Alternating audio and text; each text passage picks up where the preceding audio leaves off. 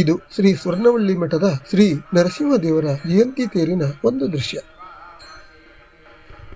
ವೈಶಾಖ ಶುದ್ಧ ಚತುರ್ದಶಿ ಮತ್ತು ಹುಣ್ಣಿಮೆಯ ಸಂಧ್ಯೆ ಕಾಲದಲ್ಲಿ ಪ್ರಹ್ಲಾದನ ರಕ್ಷಣೆಗಾಗಿ ಹಿರಣ್ಯಕಶಿಪುವಿನ ಸಂಹಾರಕ್ಕೆಂದು ನರಸಿಂಹದೇವರು ಪ್ರದೋಷ ಕಾಲದಲ್ಲಿ ಕಂಬದಿಂದ ಒಡಮೂಡಿದ ನೆನಪಿಗೆ ಈ ಜಯಂತಿ ತೇರು ಪ್ರತಿ ವರ್ಷ ಜರುಗುತ್ತದೆ.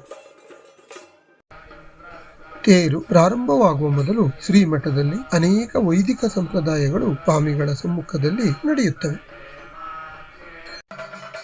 ನಾವು ಅಲ್ಲಿಗೆ ಬಂದಾಗ ಆಚೆ ಪ್ರಾಂಗಣದಲ್ಲಿ ಭಕ್ತರಿಂದ ಚಂಡೆ ಸೇವೆ ಜೋರಾಗಿ ನಡೆಯುತ್ತಿತ್ತು.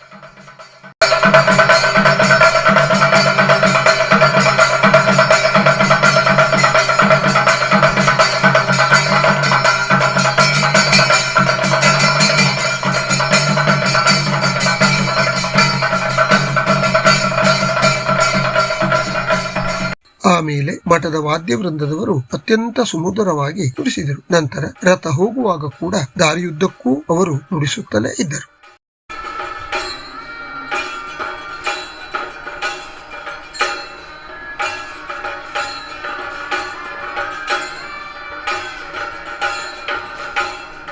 ಪತಾಕೆಗಳನ್ನು ಹಿಡಿದ ಸಿದ್ಧಿ ಜನಾಂಗದ ಭಕ್ತರು ಮುಂದೆ ಸಾಗುವುದು ಇಲ್ಲಿನ ವಿಶೇಷಗಳಲ್ಲಿ ಒಂದು.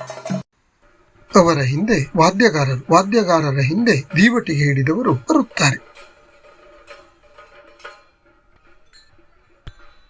ಬ್ರಾಹ್ಮಣರ ಮಂತ್ರಘೋಷದೊಂದಿಗೆ ಗುರುಗಳು ಮಠದಿಂದ ಹೊರಗೆ ಬಂದರೆ ಅವರ ಹಿಂದೆ ಶ್ರೀ ನರಸಿಂಹದೇವರ ಪಲ್ಲಕ್ಕಿ ದೇವರನ್ನು ರಥದ ಮೇಲೆ ಇರಿಸಲು ಹೊರಡುತ್ತದೆ.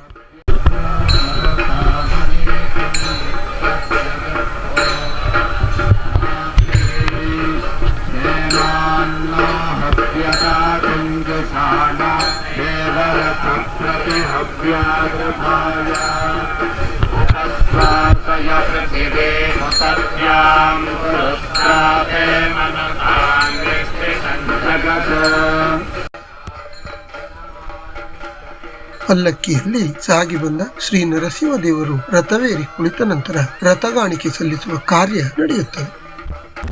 ಬರತ್ನಳ್ಳಿ ಸೀಮೆಯವರು ರಥಗಾಣಿಕೆ ಬರಬೇಕು, ಶಿವಳ್ಳಿ ಸೀಮೆಯವರು ರಥಗಾಣಿಕೆ ಬರಬೇಕು, ಕುಮ್ಮಚ್ಚಿಗೆ ಗ್ರಾಮದವರು ರಥಗಾಣಿಕೆ ಬರಬೇಕು, ಹೊನ್ನೇಹಳ್ಳಿ ಗ್ರಾಮದವರು ರಥಗಾಣಿಕೆ ಬರಬೇಕು, ಉಲ್ಲೇಶ್ವರ ಗ್ರಾಮದವರು ರಥಗಾಣಿಕೆ ಬರಬೇಕು.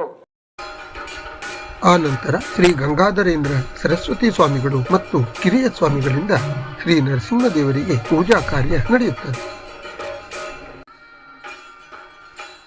ಪುಷ್ಪ ಮತ್ತು ನಾಣ್ಯಗಳನ್ನು ಎರಚಿ ರಥೋತ್ಸವಕ್ಕೆ ಗುರುಗಳು ಚಾಲನೆ ನೀಡುವ ಹೊತ್ತಿಗೆ ರಾತ್ರಿ 12 ಗಂಟೆ ಆಗಿರುತ್ತದೆ.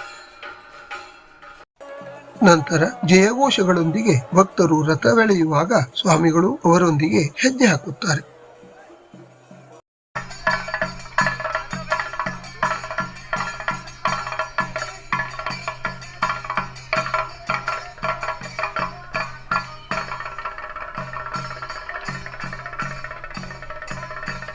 ಇಲ್ಲಿಯ ಇನ್ನೊಂದು ವಿಶೇಷವೆಂದರೆ ರಥ ಕಟ್ಟುವ, ರಥ ಎಳೆಯುವಾಗ ಕೈ ಜೋಡಿಸಿ ಚಕ್ರಕ್ಕೆ ಗುಜ್ಜು ಕೊಟ್ಟು ರಥದ ವೇಗವನ್ನು ಹತೋಟಿಗೆ ತರುವ ಕೆಲಸವನ್ನು ಸ್ಥಳೀಯ ಮುಸ್ಲಿಮರು ನೆರವೇರಿಸುತ್ತಿರುವುದು. ಹಿರಿಯರಿಂದ ಬಂದ ಜವಾಬ್ದಾರಿಯನ್ನು ತಮ್ಮ ಮುಂದಾಳತ್ವದಲ್ಲಿ ಯುವಕರೊಂದಿಗೆ ನೆರವೇರಿಸುತ್ತಿರುವ ಹಸನ್ ಸಾಬರವರು ಮಾತಾಡಿದ್ದು ಹೀಗೆ.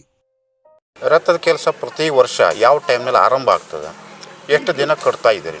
ಕನಿಷ್ಠ ಪಕ್ಷ ನಮಗೆ ಅದು ಅಕ್ಷಯ ತದಿಗೆ ದಿವಸದಿಂದ ಹೊರಗೆ ಹಾಕಿದರೆ 10 ದಿವಸ ನಮಗೆ ಕಟ್ಟಲಿಕ್ಕೆ ಬೇಕಾಗ್ತದೆ.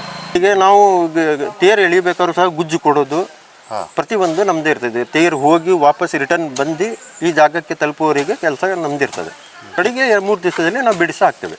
ಈ ನವರಾತ್ರಿ ಟೈಮ್ನಲ್ಲಿ ಏನು ಕೆಲಸ ನಿಮಗೆ? ನಮ್ಮದು ನವರಾತ್ರಿ ಟೈಮಿನಲ್ಲಿ 1ನೇ ದಿವಸದಿಂದ 10 ದಿವಸವರೆಗೆ ಪ್ರತಿ ದಿವಸ ಬೆಳಗ್ಗೆ ಸಂಜೆಗೆ ಖಜಾನೆ ಹೊಡೆಯೋದು ಇರ್ತದೆ.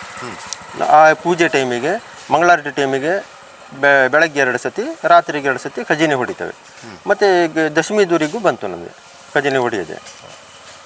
ಈ 4 ತಲೆಮಾರಿನಿಂದ ನೀವು ಏನು ರಥೋತ್ಸವವನ್ನು ಕಟ್ಟೋದು ಸರ್, ಪತಾಕೆಗಳನ್ನು ಕಟ್ಟೋದು ಎಲ್ಲ ಮಾಡ್ಕೊಂಡು ಬರ್ತಾ ಇದ್ದೀರಿ ಸರ್.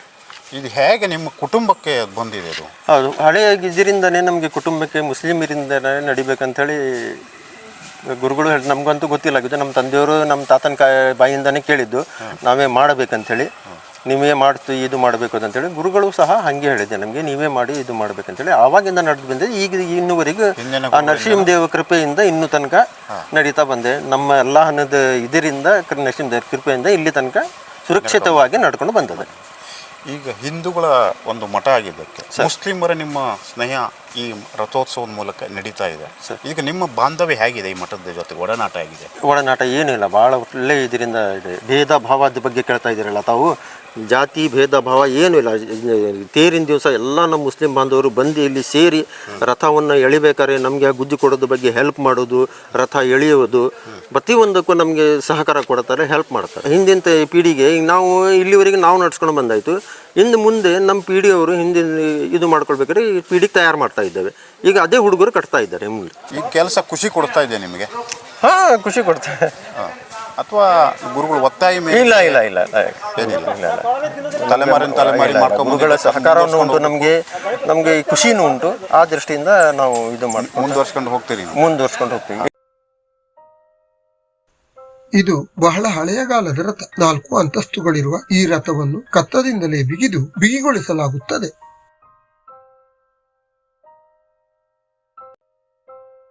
ಈ ರಥ ಸಜ್ಜುಗೊಳಿಸಲು ವಿಶೇಷ ಪರಿಣತಿ ಬೇಕು. ಅದಕ್ಕೆ ಬಳಸುವ ಕತ್ತಕ್ಕಾಗಿ ಪ್ರತಿ ವರ್ಷ 40,000ಕ್ಕೂ ಹೆಚ್ಚು ಹಣ ವ್ಯಯಿಸಲಾಗುತ್ತದೆ. ರಥದ ಗಡ್ಡೆಯ ಮೇಲೆ ಸುಂದರವಾದ ಚಿತ್ರಗಳಿವೆ. ಯುದ್ಧ ನಿರತ ವೀರರು ಮತ್ತು ಹೂವಿನ ಚಿತ್ರಗಳನ್ನು ಕಾಣಬಹುದು.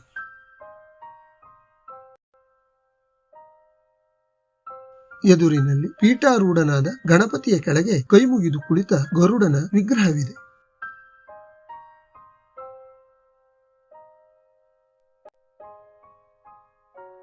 ಗರುಡನ ಆಚೀಚೆ ಬಾಯಿ ತೆರೆದ ಜೀವಿಗಳು ದೇವಾನುದೇವತೆಗಳ ಕೆತ್ತನೆಯೊಂದಿಗೆ ಪ್ರಹ್ಲಾದನನ್ನು ತೊಡೆಯ ಮೇಲೆ ಕುಳ್ಳಿರಿಸಿಕೊಂಡ ನಾರಸಿಂಹನ ಕಾಷ್ಟಶಿಲ್ಪವೂ ಇದೆ. ಇಂಥ ಸುಂದರವಾದ ರಥದ ಮೇಲೆ ತೇರಿನ ದಿನ ನಾರಸಿಂಹದೇವರ ಸವಾರಿ ಸಾಗುತ್ತದೆ.